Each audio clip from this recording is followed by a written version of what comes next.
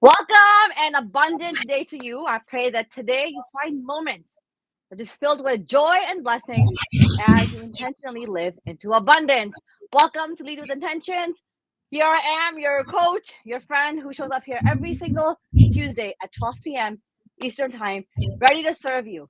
Truly an honor, like you cannot imagine, that you're here in this moment with us, giving us the most important commodity, which is your time, while prioritizing what truly matters. That's you, your loved ones, and your family. And the conversations from these topics and the people that I bring on will hopefully serve you and add a ton of value. Today, of course, is no different. Before we introduce our amazing guest, welcome to Spanglish World Network and Zingo TV, channels 250 and 251. Please remember to download the Zingo TV app on your respective stores, iOS, Android, the Chromecast, the Smart TVs 2016 on forward, the full Roku lineup, the full Amazon. You get my drift, right? It's available everywhere, completely free to you. So you can learn, grow, and be amazing with us. As you're downloading this application, talk to us. Let us know what's just amazing, what you're loving. However, what can we improve to make it a better experience for you? Because truly, we are doing this only for you and want to serve you at the highest of level. This show, as we know, Lead with Intentions, is on an expedition to allow us to discover the best of who we are.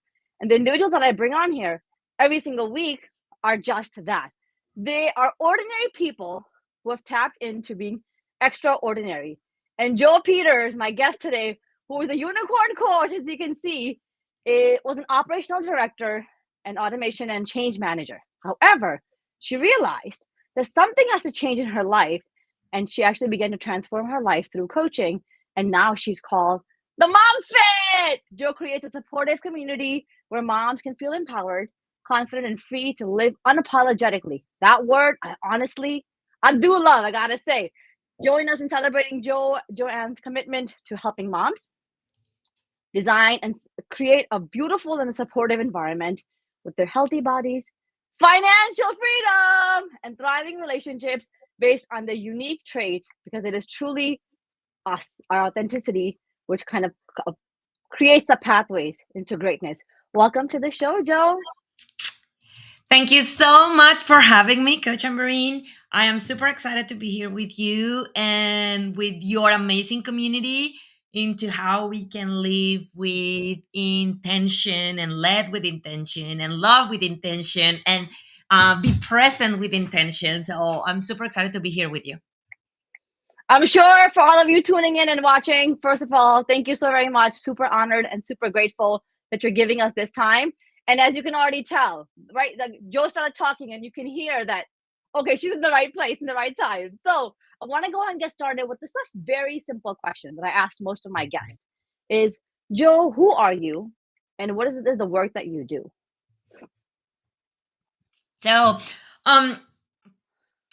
I am a unicorn, but I was acting like a horse for many years.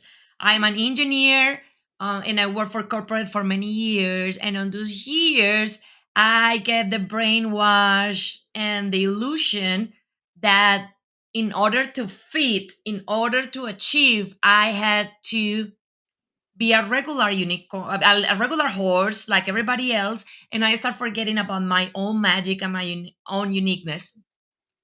And then through 15 years of that, in 2019, I start, like you were saying at the beginning, feeling that something was missing, feeling that it was not okay not putting my purple lipstick because I was presenting to the CEO, or that it was not okay to wear my unicorn shirt. And then I start my own remembering of that magical unicorn and uniqueness. And then from that life journey, I start helping older women, other type A women, other moms to remember, and emphasis on the remember. I'm not teaching you, I'm not showing you how to do it. I am not the one that knows the right answer and you don't. I'm helping you to remember that you are not a horse, you are a freaking unicorn. And then when each of those women remember that, then they start living from that uniqueness from their heart, their own magic, that I believe, call it however you want, God, universe, guides, higher self. I think that we all came to this life with a unique gift, unique magic that is needed in the world for Hmm. us to evolve and get better. So it's about us to remembering. And then as a unicorn coach, I help moms to remember that they are not horses, that they are freaking unicorns, and embracing that and start living life unapologetically on their own terms, doing what worked for them, not doing what they think they should do in order to fit. Now, why is it so important, Joe, for women or for individuals to tap into their own magic, their own uniqueness, and become unicorns? I'm going to be super blunt, and that is the society as it is was Hmm. created on the spectrum of very specific personalities and on a very masculine patriarchal energy.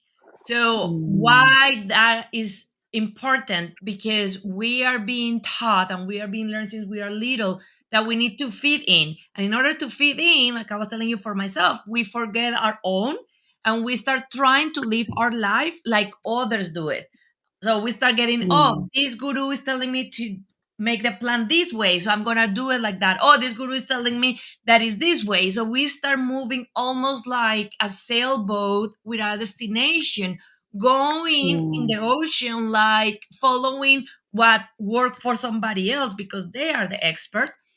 And what that does to us is that is why we have so much, I believe, so much depression, so much mental issues, why we have more and more people dying of burnout and quitting everything and being unhappy because they are not working on what works for them, and they are not creating their life and their plans based on what works for them but what works for others.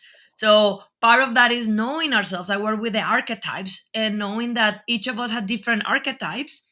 So the thing that I always say to my clients and when I'm talking is, one of my favorite cartoons from the newspapers is the one that is like a teacher in a desk and had a monkey and a fish and a eagle and a lion, and then say, okay, if we measure them all by their ability to swim, only one will thrive and the other five Mm. will struggle. And that is in terms of showing it for education for children, but it's the same for us as adults. If we all try to be successful in life like Tony Robbins, and then that is the only way to succeed, then that is not the personality of all of us. So then we start doing the same concept. We start trying to live our life based on what we think is the right way.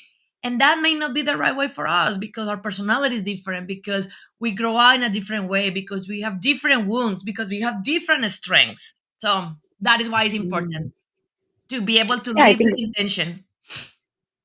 I think what you're saying, if I can kind of summarize it, is like every single one of us is uniquely us. We have our own stories.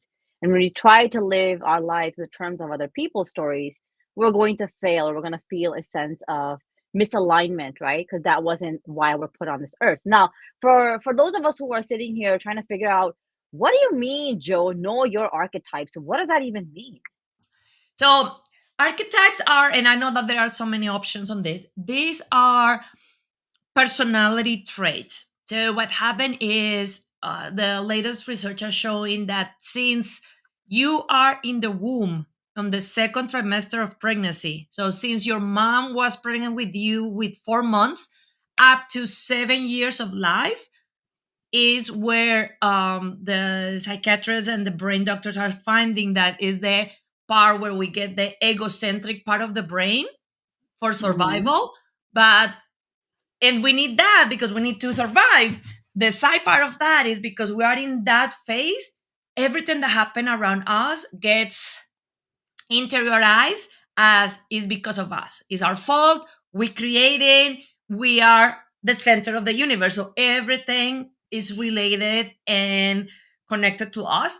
And depending on those circumstances that you live in the first 7 years and 2 trimesters of your life, you get stronger traits and skills to survive. So you are saying, okay, depending on this, I don't know. For example, I got divorced parents, and you didn't get divorced parents, but you got an alcoholic father. Your skills to survive married a marriage parents with an alcoholic are going to be different than mine to survive having a split parents. And we do all that in the first 7 years, and then that is how we keep recreating the world and reacting to the world and behaving and taking action.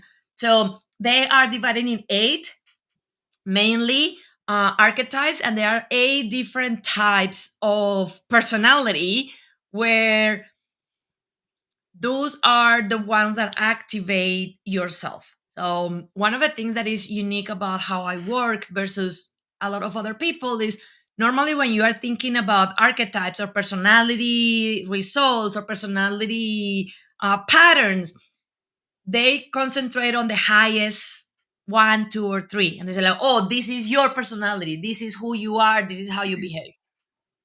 I believe that we all have all personalities. We just have them on Mm. balance. So, yes, the ones that help you the most to survive in the first 7 years are the ones that are more visible and more present, because their work for the last 20, 30, 40, 50, 60 years is been keeping you Mm. safe.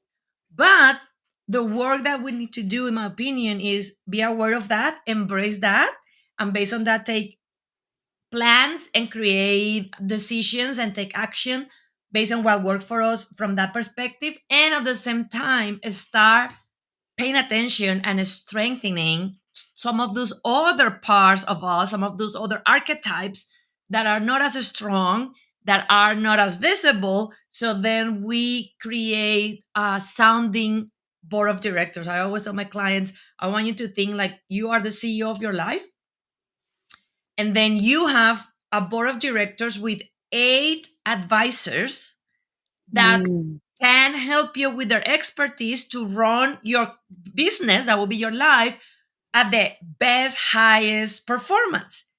And then Mm. coming from corporate, there will not be one CEO that will just get up and say, hey, board of director, board member, come and sit down in the CEO role and take all the shots and make all the decisions. That never happened, but that is what we do sometimes with these archetypes. And that is part of our journey of claiming back our CEO role and say, I am the CEO. I am the one taking the decision, and you are my support team. You are here to advise me. You are here to bring in your expertise, your knowledge, your Mm. suggestion. And then as a group, as a board, we are going to decide what is best for my life. That the equivalent in analogy will be my business. That will be how I'm living my life. Well, I do want to pause for just a moment and recognize we've got, for those of you who are, who are listening and watching and contributing, you can chat with us, via the app. And so we've got our first comment, and that's just Diggs asking, "Hey, what's up? What's up?" Is we're asking about how we can take back control of our life by claiming that we are the chief executive officers, we are the leaders, and we get to design a life that we want, not live by, by the, I guess, the description or definition of other people, but really understanding that our uniqueness is what makes us magical and amazing. Do want to hop in a little bit, and kind of elaborate on that last comment that you made. Is we have all these different archetypes. We've got all this support group. What is something that you can share, with our mothers and our parents, so that way we can start to decrease the amount of undoing that our children have to do, you know, by being better and more conscious parents. What's that one thing that they can start to do to make sure that the spectrum that they're on, that is a little bit more aligned, it's more balanced and more centered? I will say work on healing your inner child.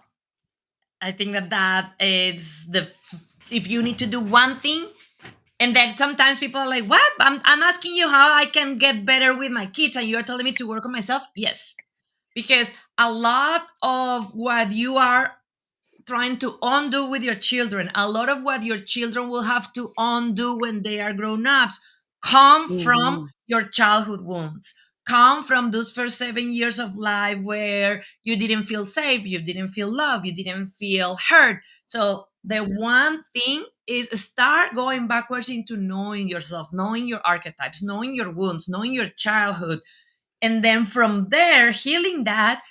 Soon as you start healing that, as immediately you are going to show up as a parent different. And one thing that is very important, because I work a Mhm. lot with perfectionist type A parents and moms, we want to make sure that our children don't have to undo anything. It is like, oh, I want to parent so my children don't need therapy when they are growing up. I want to call it out. It's not going to happen because you're a Mhm. human. The only thing that you can do is do a better job than what happened with your parents. But your children still, because remember what I told you before, the first 7 years, children think that everything around them happened because of them. So even if you are Mhm. constantly working on don't do things that they need to undo, you don't know when they are going to absorb something that happened around them as their fault or their connection and then get it. So the first one is it's not possible that your children get completely perfect and don't have any Yeah. trauma and don't get any lesson. What we need to do is make sure that is as conscious as possible, that we are healing in our journey. As they grow, we keep healing, so we have that connection of that understanding of mommy not always is right, I make mistakes, that was not a good choice, I'm sorry. So it's probably try to get out of the train that social media is being putting us into, being a perfect mom or a perfect dad or having the perfect children, and then I start being very humble and saying, I'm gonna screw up and I'm gonna lose my cool and I'm gonna yell at my kids and I'm gonna do things that my parents Mhm. did that I swear that I will never do, and I will feel like the worst mom in the world. And that is not a failure. As sooner as we start getting awareness of Mhm. that, then we can do probably what I think is the most important part is the repair.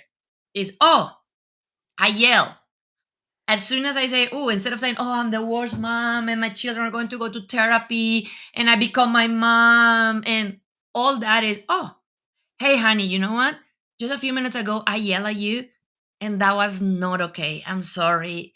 That is not reason. That itself, it's creating a skills on them to understand that they don't need to be perfect, that they can make mistakes. And the issue with mistakes is not the mistake, is how we repair it, how we realize that we did something that was, like we tell little children, a sad choice or not a good choice, and that we can Yeah. change it at any time. I love that. Well, I would have to, it would be a disservice for me not to share this, but I heard this beautiful poem yesterday. And not only did I resonate and, not only did it hit a chord in my heart where it was so evident, but it's like a beautiful blend of this conversation that we're having of healing ourselves. And it goes something like this: your kids will figure out one day, we'll figure you out one day. They will see you are human with flaws and traumas. Grief that oozed out of you into their lives. Every tiny tear you try to hide, every rip in your heart, every ache in your soul. So heal for them. Heal for them because they deserve the best version of you. Heal so they don't have to heal from you. And when I heard this, I've never heard this poem before.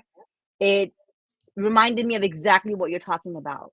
The simplicity and the complexity of how our wounds, if not healed, transfer onto our kids, and we don't even know, right? So that undoing for them becomes so much more because we haven't repaired the challenges of our own lives and the way that we've perceived our lives, even within the first 7 years and so on and so forth. So now I want to ask you, Joe, what does it mean for you to lead with intentions or to live an intentional life?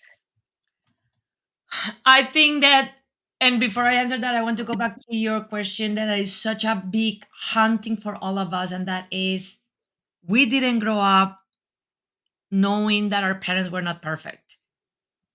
And that is one of the biggest wounds for all of us is we saw our moms and our dads as superheroes. We never saw them crying. We never, like, I'm telling you, in 41 years, I don't remember my parents apologizing to me, saying, hey, I'm sorry. It was always like, Mm, if anything, was like, I'm sorry, but you were doing this. That we now mm, know that the brain do not remember the first part of a phrase that had a but after. So I'm sorry, but you were not listening. It's not an apologize. It's not, because the brain of the child is just saying, oh, you were not listening. Will not process anything before the but.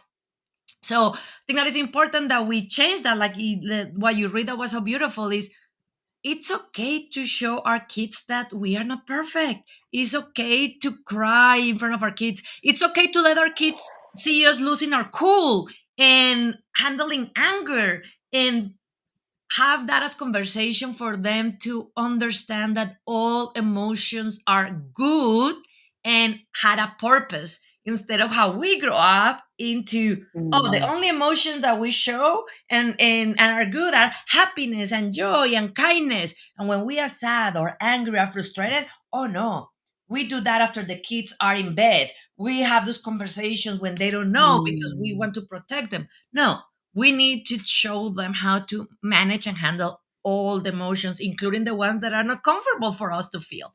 Now, how we lead with intention and live with intention. I think that is a journey, a daily, hour by hour journey of anchoring in the present moment. Because it's mm, very easy for us to get in the game of disassociating from the now, either because we are worrying about tomorrow, about what is happening, or because we are regretting what we did yesterday. And that is why it's called the present, because it's a present. It's a present that you need to choose to open every day. Is that easy? No. Can I tell you that I believe that anybody in the entire world, including the monks, perfect this? I don't believe it. I think that we have people that are a lot more present, but I think that every single human at one point every day had that choice of saying, okay, I need to go back to now. I need to go back to now, what I'm doing now, where I have control, and understanding that future or past are just illusions. They don't exist. They only exist in our mind. And I think that that is the best way to live and lead with intention, because as more present we are, as more we are able to be grateful for what we have, to appreciate what is going on, to create those connections. We don't create connections in the future or the past, we create connections in the present. So I think that all of that start with our dance between past, present, and future. And in that dance, get used to it, to get in the middle as much as possible every day and live our life from that middle. mm. Well, thank you so much, for graciously giving us your time and listening. And I really am praying that the value Joy's adding into my life, she supersedes and adds even a lot more into your life. Because I think the way that she's poetically and eloquently communicating and grounding herself to such a higher level of spirituality isn't something that ordinary people will tap into. I can tell that you have done a lot of work, Joe, on yourself to heal, to understand that your traumas were there for you to grow from them, to learn from them, and I think quite honestly to serve from them, right? When you start to know that intentionality is something that's a practice. It's not like, oh, I figured intentionality out today, done. Now I can go and end my life. All good. I've tapped into intentionality. But it's quite the contrary. It's like one of the most difficult things in life, I think, is just right here, right now. Notice all the subtleties and the momentum and the motions and the energy of this very present moment. And when we can tap into that, life starts to feel richer, more meaningful, more connected. And like you said, you probably want to dance, like not even like a dance of art. Like you really want to dance. You want to be so excited and happy because you start to feel life a lot more. And I think that's what's missing from a lot of our, our day to day is just being able to feel this journey a bit more. What's that one personal thing that you would like to share with me and our audience members here so that way we can get to know Joe a little bit better? To know Joe a little bit better, three things that come to mind. I am a cheerleader, a coach, and an accountability partner in every relationship in my life, with my clients, with my family, with my friends. And that is because of my archetypes. I am a very accountable into do what you say that you're going to do, but I'm also nothing give me more pleasure and happiness that cheerlead and help somebody. Actually, I was in the gym today, and I usually work out with a person that is amazing. The person is a lot older than me. So I end up modifying my workouts to do it with that person because then we can do it together. And then somebody was asking like you are not going to your 100 because you are modifying. And then I was just smiling and saying like, I would prefer my entire time go to my 70, but do it with another person and seeing that that is helping them to do an 80 or a 90 for them that Mm. just do 100 by myself. So I think that is a weird mix for me into how my brain works. That is that I can have the analytical follow process, checklist, accountability, and it's still also that part of the relationships of I will have your back and I will be there for you no matter what. And three interesting things about me was I collect unicorns. I have Okay. over 100 unicorns in my house, and I collect Buddhas too. So I have over 125 Buddhas around my house, from tiny to big ones. So those are two like interesting things about me. And yep, Hmm. I am a perfectionist in recovery. Peer, I'm a peer perfectionist in recovery. Because like I was telling you were telling before so beautifully, the illusion that anything in life we can just abracadabra, hocus pocus, starting today or starting tomorrow after I spend this money with this coach or I go to this seminar is going to go away from my life is BS. I don't believe. I think that is a journey. I actually tell my clients, I don't want all of these lessons to stop for you because I believe that when you learn all your lessons in life and you don't have anything else to learn and you don't have any other issues or problems, I believe that you're going to die because I believe that you come to life to learn those lessons. So when they are not there, that means that your time here is over. And then from that perspective, I'm like, I don't want my time to be over. So then we embrace keeping the lessons, keeping learning, keep getting better every day. Yeah, I think it's beautiful to know that there's this, like we're talking about this dance and this art. Like accountability is gorgeous, but cheerleading, that's what I think makes a really great coach because I've also noticed that when we as coaches really are able to showcase to our clients and say, you know what?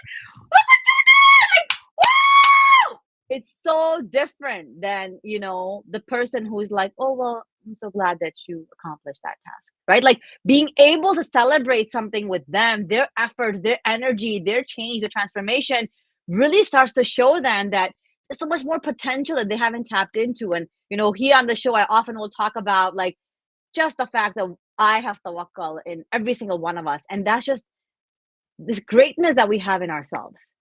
Being able to tap into it and really live into that really starts to make us, elevate our lives. Now, I understand the unicorn, I get the accountability, I get the cheerleading. What I want to dive in is like, what's happening with the Buddhas? Like, how come you're collecting Buddhas? Um, so I grow up as a Jehovah Witness, Mm. and after that, I start moving into a lot of religions. Part of my archetypes is I have a very strong maverick that is the rebel. So I start being very questioning some of the things from each religion. And then what I started doing instead was, a few years ago, when I started doing my yoga teacher training with the Buddhas, was I surrender myself into, there is no one answer, there is no one religion. So what I did was I start making a collage of all the things from each religion that I love, and then allow myself to just let go of the other things. Like, if I like this part, and I don't like the other part, I don't need to disregard everything, or I don't need to do the part that I don't like.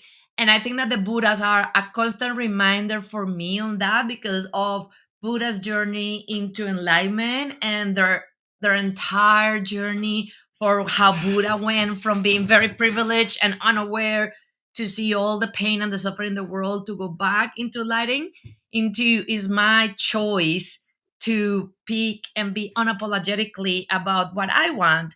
And circling back into what you say about the cheerleading, I think that goes hand to hand with what Buddha represents to me, and is allowing ourselves to celebrate ourselves, especially females. I think that males are a lot better than this, but we females Mm. are always uncomfortable. Like, some one thing that I tell all my clients, and I will invite everybody in the community that is watching us to do it for a week.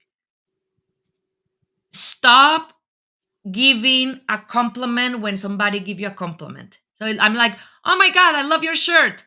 A lot of the times people are like, "Oh, thank you. It's just $2 from Target." Or "Oh, thank you. I love your glasses." We are so uncomfortable into celebrating ourselves and taking compliments, Mm. and appreciate that we are doing something nice and that we look nice, that we reflected back. And then the challenge is, next time that somebody give you a compliment, say thank you. And then if you had to buy your tongue, buy it, and remember Coach Ambereen and me, and do not reflect it back, because that is the journey. That is what probably Buddhas remind me. They were in a very specific time in my life, but now when I'm walking my house and I'm seeing them everywhere, it's a reminder into that divine in me, and how I'm allowed to be me and speak up for myself and choose what I want, and let go of the rest. Mm. I think it's, it would be a disservice to every one of you who's listening if I didn't share my own aha moment and breakthrough. So, as a Pakistani woman, we are constantly taught that our value lies within our relationship, and the validation that we get from other people is how we are worthy, so to speak, right? And I've loved to cook for forever, and it's something that I do with a lot of passion and love. And so I make, it's kind of very opposite of what people may think. I make like the bombest fried chicken and wings, right? And so it's become like a staple. I'm also like, create my own sauce. And so my brother-in-law, about 6 years ago, I was visiting, and it was visiting my, my parents at home and my sisters, and I made fried chicken, and he's like, "Umbreen, I think this is the best fried chicken and wings I've had in my whole life." We're talking about like 40 years. And I was like, "No, I actually think, like, the sauce isn't as good as it was last time." And what he did was like instantaneous. He's like, "Umbreen, just say thank you." And it was in that moment that I realized how I would always counterintuitively try to diminish my own efforts and my love and my kindness by making sure that, oh, maybe I could have leveled up a little more, right? I could have done something somewhat differently. And for every single one of you who's tuned in thus far, thank you, and apply this simple teaching that Joe has just kind of shared with us to us. When someone compliments you, my now response is, "I appreciate it." That's it. And then I soak it into my own existence, right? Like, I'm like, "Girl, celebrate that. That's so amazing." Because when we start to tap into our own greatness, I truly believe we have better energy, and we serve others with so much more excitement and joy and love and compassion. Now, I want to ask you, as we're talking about other individuals here, what's that one thing that you can, share with us here, Joe, that will allow us to get to know your family dynamics a little bit better? My family dynamics. I married the soul of my life in 2016, and I had a pandemic baby. He turned 3 Mm. in July. And one of the things on my family dynamic that is very important for me, and I had it always clear, and I'm been having to do a lot more reminding and conscious actions about it, is my marriage and my husband is my first priority. And Mm. I always believe that, and believe that yeah, that is my priority. My marriage is my priority. My husband is my priority. And a lot of times I get a lot of pushback because people are like, it should be your kids. And I don't. I think that as long as my marriage is strong and I'm happy with my husband, as better parents we both are going to be, and as better our kids are going to be. So that is something unique about my family dynamics. A couple other things about my family dynamics is I've been doing inner work since I was 15 years old, so over 25 years. That the amount of inner work and healing that I've been doing in the last 3 years since my baby was born is Mm. unbelievable. And that is why I think that we all, and I'm trying to help as many moms as possible, because that concept of choosing to parent in a different way that you were parent, Mm. it's not easy. It's hard as f, because you get automatic responses, because you get wounds. So it is literally, you are literally parenting twice. Like I am being for the last 3 years, I'm being trying to parent my child with all the new knowledge that I have. And I'm with that trying to reparent my inner child, my little girl that was parent in a completely different and in sometimes a lot of more traumatic way. So I think that that is something about my family dynamics. I do a lot of work with my inner child. My husband is my first priority. And then it's family for me is super important. Yeah. I think it's enlightening, for you to share that awareness with us, because when I am also working with parents, and the coaching program that I have is a little different, because if you are, if you have a partner, if you're, with somebody in a relationship, I have to take the both of you on a coaching journey. I'm no longer doing the one person, because you start to outgrow the other person and create complications. However, the essence of it is to pour back into that relationship first and foremost, because it was you that then created a family. And if you're forgetting you, then the family is only going to go down. And I don't think people understand the dynamics of prioritizing our marriages and our not our partners, I want to say companions, first and foremost, because when that companionship is strong, when that's the foundation of what you're giving to your children, if that's like on point, then everything just falls into place. And I think what people fail to realize is, like, the most sacred gift that you can give to your children is a healthy relationship between the parents. Now, talk to us a little bit more about, you said that you've been healing since 15. However, you've kind of elevated that healing since your little human was born. What can you express, to all of us who are listening and really want to tap in to your greatness, that we can start to do to be a better parent and to be a better role model for those little humans? Um, I think that the best way that we can be a better parent is to practice showing grace to ourselves. Mm. I believe that especially parents are being put into a unobtainable standard with social media. I was just last week seeing one of those memes in social media that said like, moms in the 1950s were like, oh, my kids are fed, my kids went to school, my kids are alive, done. And they were comparing that with the moms now with social media, and it's like, oh, my kids went to soccer, I need to go to swimming, I need to play an instrument, and I need to work out, and I need to build muscle, and I need to do yoga, and I need to have sex with my husband, and I and because of all those expectations, it's very easy for us to be very hard with ourselves, because we can get into the trap of feeling that is never enough. That, like you were saying Mm, with your compliment, we always are thinking like, I should do something more, I could something more. So I think that the first thing is showing grace to ourselves, um learning to be content with what we did, and say, did I did the best that I could today? Yes. That mm, doesn't mean that it's 100% every day, yeah. especially for females, because we also have our menstrual cycle or hormonal cycle, or if you are not having a Mm, period, you have the moon cycle.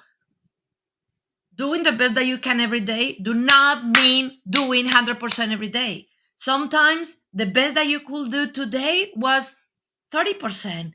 And how amazing will be at the end of the day, instead of saying, oh my God, I'm such a loser, I'm such a lazy, I only did 30%, to say, you know what, I'm so proud of that 30%, because that was the best that I could do today. And then I know that in a mm, week I'm going to be doing 100%, and I will feel good about that. So I think that starting with learning how to show ourselves grace, because you touched this with being a role example for our kids. It is such a irony, because we work so hard into be a role model for them, and a lot of times we forget that monkey see, monkey do. The phrase doesn't say mhm, monkey hear, monkey do. The phrase says monkey see, monkey do. So when we want to be a role model, it doesn't matter how much you are telling your son or your daughter, oh, you are love, you are powerful, you are kind, you all of those things that you want them to learn. If they are seeing you being super hard with mhm, yourself, not showing yourself grace, running yourself to death, trying to do everything by yourself, don't having self care. Yeah, they're going to hear, but what they're going to do is what they saw you doing. So, believe it mhm, or not, as uncomfortable as this feel, the best way to be a role model for your kids is learning to put yourself first, and to love yourself first, and make yourself happy. That is the best gift that you can give them, because then they are going to monkey do, monkey see, monkey do. They're going to be unapologetically when they are after with their partners, with their companions. They are going to love themselves. They're going to have self care, because they saw mom and dad doing it at mhm. home. They didn't hear mom and dad saying it, they saw mom and dad doing it. I love you that we've touched upon this point, and I think it's so brilliant because the full coaching program that I have, it's literally a role model mindset coaching. It is. I said this to somebody just last week. I was like, we often think as parents and as family members that people are listening to us. Ain't nobody listening to you. It just ain't happening, okay? And also on top of that, as humans, we can't retain all that we're listening to. However, when we see consistent patterns, then you're like, oh yeah, for some reason, mom would make herself a cup of tea every single morning. And I asked her one day, I was like, "Why do you drink tea every single day?" Because that's like for me, it's a moment to pause and to celebrate myself and to care for me. I like it. And you're like, "Oh, okay." Well, then the kiddo starts to find and experiment things that make them feel a higher level of presence and elevation and self-love and care. And I think it's brilliant.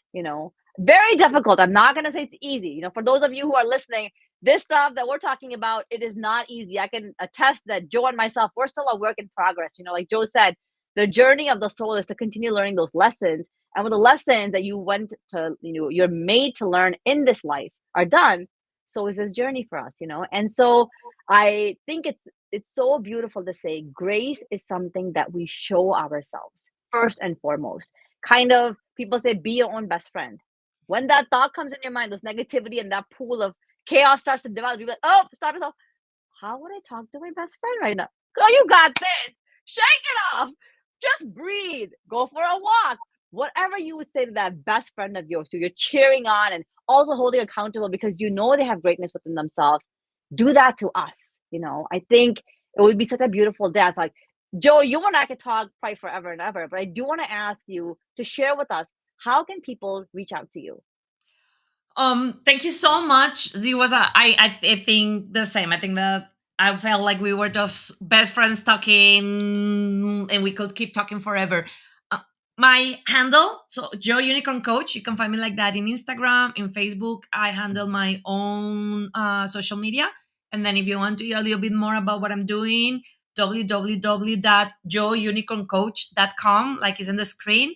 And I'll be happy to hear from you. And if you want to send both Coach Ambereen and me a message telling us what resonates with you, what caught your attention, I think that I can say that we both agree that that is what we are doing this to elevate together and to get humanity to the next level. Yeah, 100%. I think that's beautiful. So make sure that you are reaching out to Joe Unicorn Coach.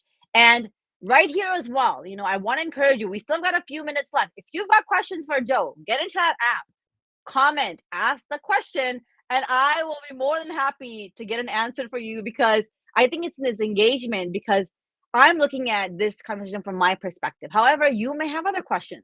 You may want to know more, like, yeah, Joe, whatever, you waited, you're saying you're 41 years old, you waited until forever to have a kid. I had my first when I was 20, and you're telling me to parent the same way? That's not gonna happen, right? These simple conversations, we can start to see there's a shift of perspective that happens. And that only happens through dialogue and curiosity. So if you have questions, of course, reach out to us after the show. And that's just, she said her handle is Joe Unicorn Coach, or joeunicorncoach.com. Bring in those questions. Let us know just that one thing that you learned, or one thing you'll do differently because you were tuned into this conversation. Now, we do have this beautiful tradition on this on the show before we wrap up. It's called the intentional wrap up. And these are just rapid fire questions that I will ask you. And the intention is to get a word or a sentence to answer these specific questions. So whatever comes to mind, Joe, you just got to spit it out. You ready? Yeah. All right. What do you want to leave behind for the world? Legacy. Okay. I am going to ask you, what does legacy mean for you? Inspiration to live on their own self. Okay. How will you know that you've led an intentional life? By hearing what people say on my funeral. Okay. If you could create one law that everybody had to follow, what would that law be? You need to put yourself always first. Okay, put yourself first, people. You heard it here, okay? I know you've got tons of these lessons, and we've kind of talked about a little bit as the conversation continued. Like, what's that one lesson that has made you who you are today? My worthiness is not attached or linked to my performance. Okay, let's dive in a little bit more, because I think a lot of our audience members are going to be very curious to hear, what does that mean? What that means is, as a perfectionist in recovery, part of what I learned was that in order for me to be loved, in order for me to be worthy of love, worthy of receiving, I had to perform. I always have to aim for that perfection, Mm. aim for the good grades, aim for being the first in my class. So the biggest lesson for me on this for years, and I'm still working on the lesson, is I am worthy not because of what I do. I'm worthy because of who I am. So my worthiness is not linked to how I perform. I can perform very good, regular, or bad, and that scale of performance will never affect how much worthy I am of love, of my desires, of the life that I want to dream, because that worthiness, it come by default with me as a soul. It's not Mhm. linked to how much I perform day by day. All right, so remember that lesson. Your worthiness just exists because your soul entered this universe in this exact time. All right. My last question to you is, what's the key to a healthy relationship, Joe? Putting yourself first and healing your Mm. own wounds. All right. I think that is just the most beautiful way to kind of, wrap up this show. And I do want to take a moment to thank every single one of you who's here so far. Thank you for becoming a part of my legacy and Joe's legacy by just listening to us. And hopefully, something that we shared with you resonated, so that way you too can take charge of your life and tap into your own unicorn and discover the magic of life. Thank you, Joe, so very much. And this show, of course, can be heard on Spanglish Radio Network. Please check out spanglishworld.ca for all the news and the programming. As we close, my prayer is that this show will embark us on a transformative path to being grateful for all of God's blessings, to accept the unfolding of life, and to commit to values and dreams which will allow us to tap into our own greatness. As I have Tawakal, which is just faith, and every single one of us. When we unleash our authenticity, we start to live more intentionally. Remember, there's only one of you, one life, design it with excellence. Spanglish World, watch it, hear it, read it, download it. Most importantly, live it into it with intentionality to better serving yourself. Thank you so much, folks. Until next time, bye.